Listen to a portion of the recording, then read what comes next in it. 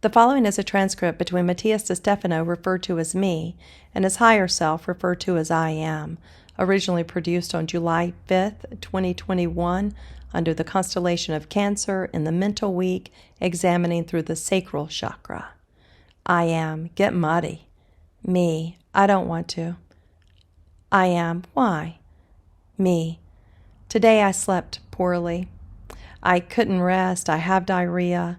My stomach aches and my arms and shoulders hurt. I feel uncomfortable, short of breath, and feeling feverish. I'm not well. I am, because you're noticing. Me, maybe. I am, sinking into the sludge of the swamp. The overflowing waters of the river creates swamps, where the stagnant water serves as a reservoir for many forms of fauna and flora. The constant wet soil gives a muddy texture to the bottom, where the roots coexist with burrowing creatures. Its waters are gentler than those of the lakes. The swamps, you will rarely see waves, and its surface spends much of the time covered by leaves, both green and rotting, which generate a thick layer of silt. The water remains hidden under the shade of the trees or water lilies, lotuses, pistils, rushes, and many others, which serve as shelter for fish, snails, birds, and all kinds of insects. Some permanent mammals, such as otters and capybaras, as well as a variety of amphibians, turtles, snakes, alligators, and crocodiles. The latter are usually the terror of the calm waters, as they hide almost invisibly among the surface plants, making the swamps hide possible horrors. Mud, shifting sands, hidden alligators, piranhas, dark waters, covered snakes, leeches, gives the swamp a connotation of occultism and terror, at the same time calm. The smell of the swamp may scare some people away, as the decomposing matter does not circulate in its waters, something that makes them excellent breeding grounds for mosquitoes and other annoying insects that often spread diseases. For all of these reasons, the swamp hides the most conflicting things that one prefers to avoid in one's life, and yet they are the only places where the lotus, the flower of enlightenment, blooms. Me, the lotus flower is born in the darkest muds, is some typical that everybody says. It is self-evident. I am. In the swamps of Asia and Africa, the idea of the swamps hide terrors and malarias was superimposed on the beauty of the blooming of the lotus flower that in India become the symbol of enlightenment. Sahasrara. It is said that it makes the 1,000 petals lotus bloom in the crown. In the stem, you must travel through the darkness, the dense waters of the human swamp, through each chakra, to the muds of the swamp, where it is nourished by the darkest shadows of the being. Therefore, the enlightened one is not one who lives in the light, but one who has feet firmly planted in the shadows, where he has walked through to flourish. Me. It's a nice metaphor for the spiritual life. I am. It's a metaphor for life itself. You drown in the shallow waters, for the swamp is not deep.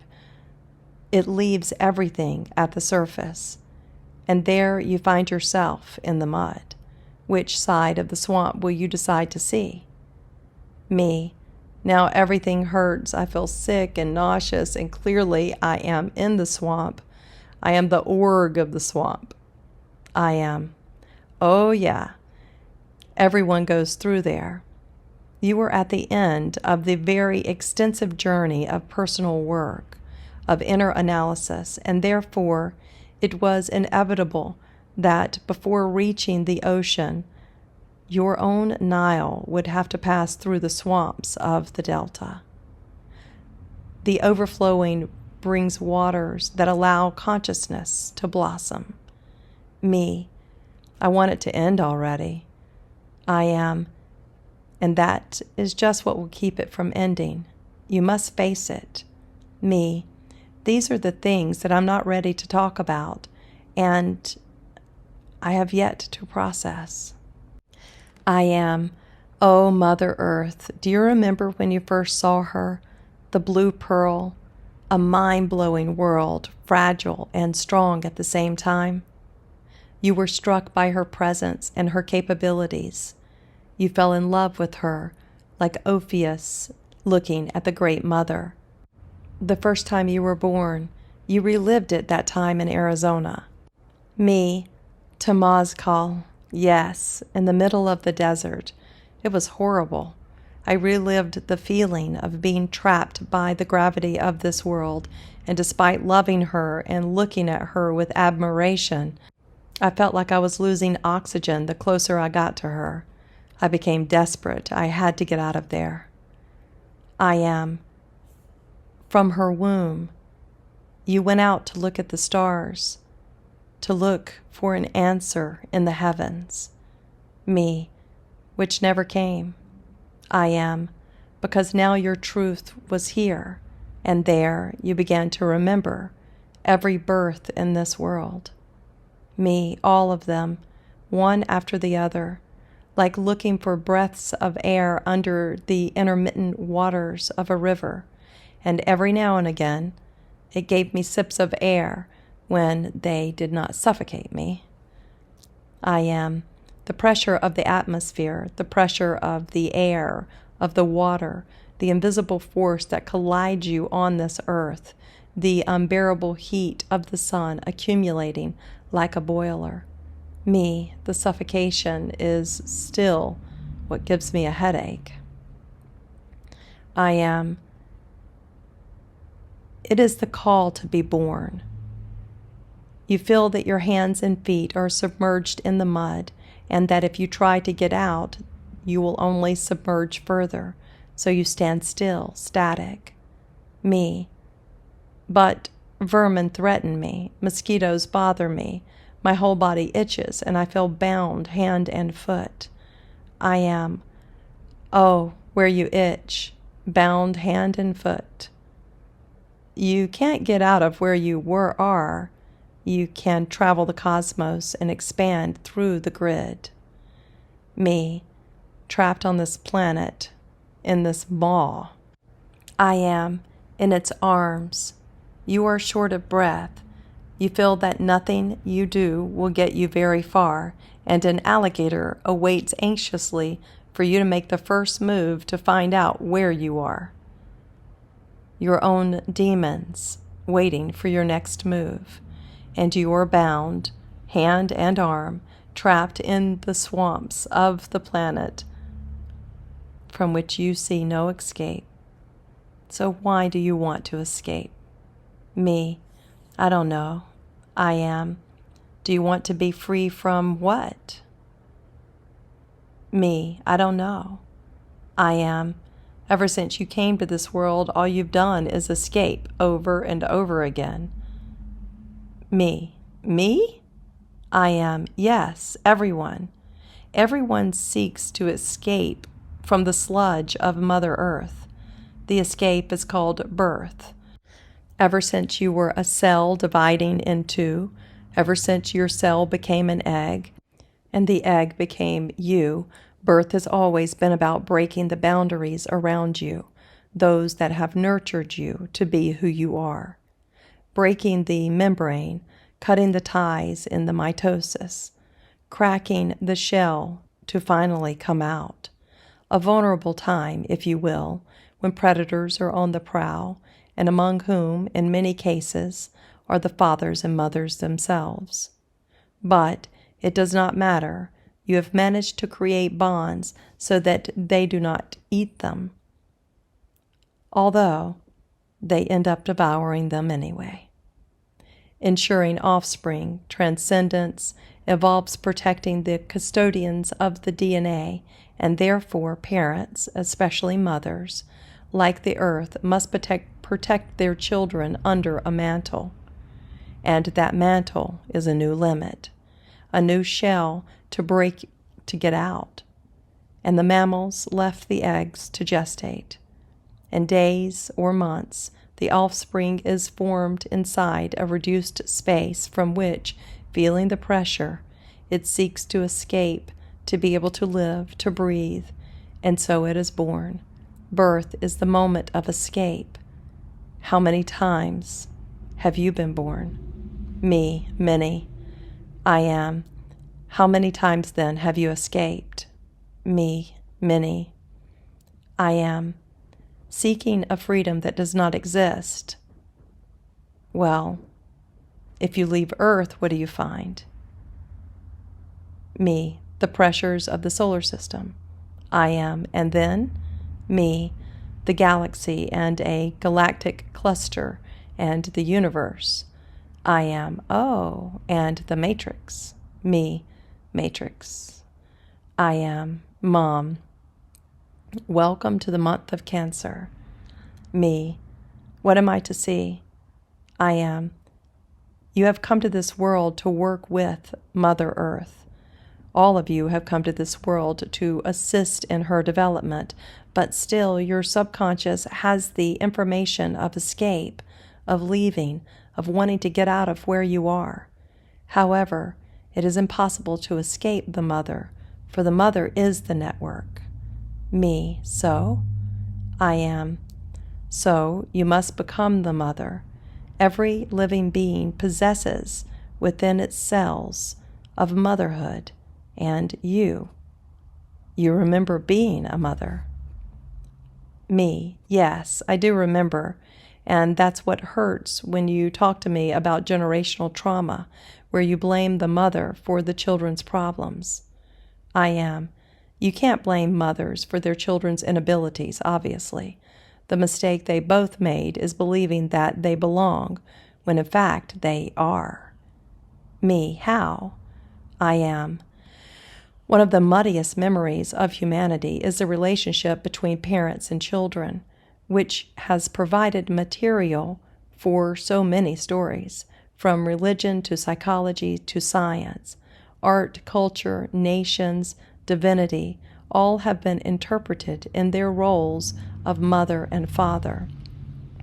There is a deep root in the traumas related to the suffering and martyrdom of parents to their children, or the martyrdom of children trying to escape and overcome their parents. And to this, each human attaches a higher emotionality because of the sense of belonging. Mammals created this way of subsisting by creating emotional bonds that strengthen the abilities of individuals in a herd. Transferred to culture, to human tradition, this generated an unbreakable bond between parents and children, an inevitable bond of inheritance as a conductor to the servants of the past.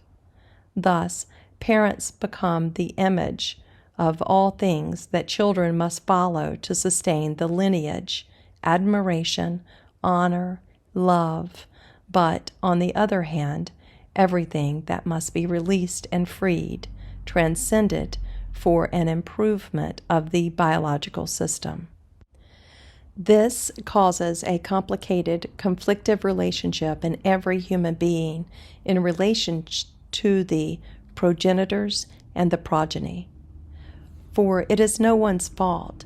It is simply an evolutionary mechanism of transcendence.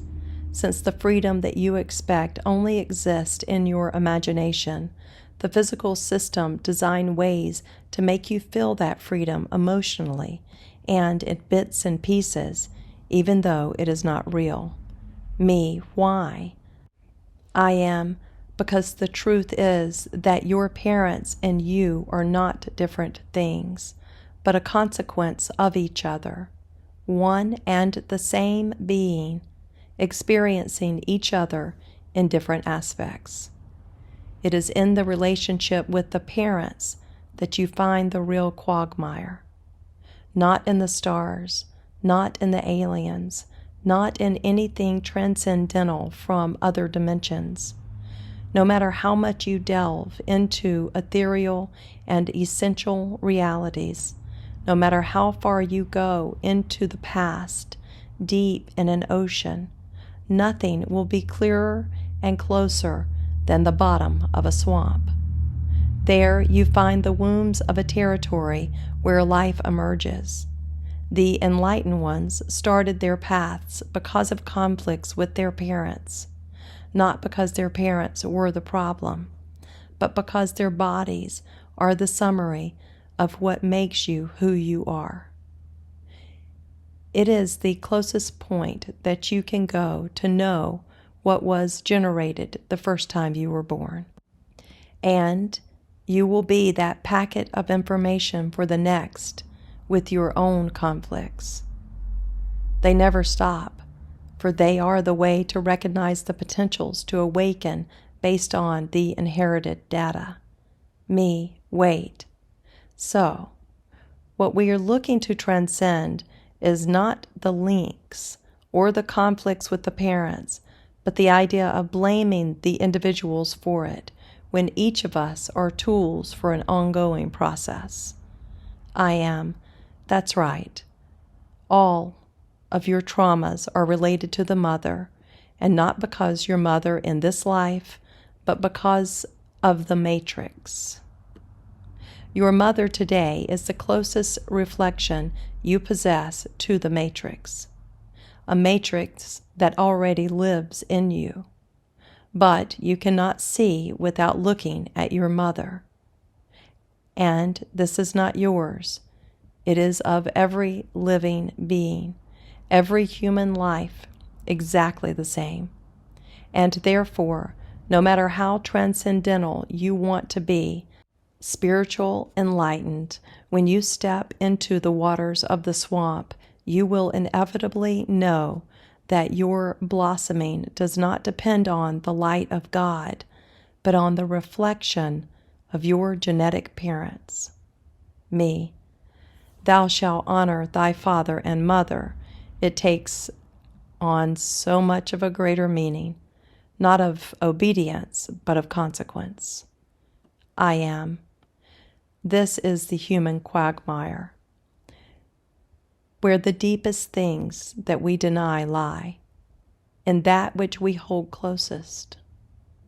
It is easier to explain dimensions than your relationship with your family. It is easier to talk to thousands of people than to your mother. It is easier to seek to solve the problems of society than with your uncles and aunts. It is easier to trust external agents than your own siblings, out of fear. Fear of rejection, fear of abandonment, fear we all share. That is my fear, and transcending implies that someone will feel abandoned. When you transcend from consciousness, no one is abandoned, but everyone occupies that role that corresponds to them, simply because now you know it, and you do not occupy anyone else's role. I am afraid to stop being the child, the son, the grandson, the nephew. Because you think that being the adult, the parent, the grandparent, the uncle, eliminates the previous roles, and it doesn't. Transcending is not eliminating or ceasing to be. It is expanding what you are, expanding who you are. You never have to stop being something to become something else. The butterfly does not leave the caterpillar behind in the past, abandoned. The caterpillar is the butterfly. It just becomes and occupies its rightful place. The swamp is the closest, the hardest thing for us. Because there the family hides everything it needs to evade in order to survive. The family is a pack that needs to show itself strong to face rivals and possible threats. The united family. And so, To maintain that unity, they tend to cover things, to hide them, and even things that are not their own, but from thousands of years ago, under the weeds of the swamp, in the dark waters of the marshes, to protect each other, to take care of each other, and to remain firm and strong. They release emotions into the shadows in the order to stand firm in the light, but sooner or later, these waters must become clearer, filtered by the aquatic plants which make them crystalline, seeing the bottoms, thus being able to absorb the nutrients to bloom. Do you want to bloom? Me, yes. I am. And when you bloom, you won't bloom alone. You will do it with Mom and Dad. You will do it with everybody. So, you need to bring everything to the surface. The pain, what you feel, and what you have hidden, all of it is what nurtures the flower of your consciousness. Me. Why am I so afraid of hurting the other? I am. Unconsciousness is the only thing that hurts. From consciousness, you cannot hurt anyone, but you can only brighten the landscape. But, my friend, we are still churning the waters of the subconscious. And don't try to put words to things that are still being manipulated and not contemplated. Have you stopped feeling what you promised you would feel? All that meaningless emotion? Me, no, I am still. I am. Then go. Go on like this. Dive into the swamp and feel. There will be a time to communicate, to say, to speak from consciousness, recognizing your unconsciousness. Now, feel. Don't cut the process. Allow yourself to go through it. Me, I will. I am. Rest. Let the body sink into the muds. Soon you will see a new, more open landscape, and you will understand giving oxygen to your stagnant emotion. Me, I cover myself in mud. I fill myself with mud. I am. May the wetlands make you more human.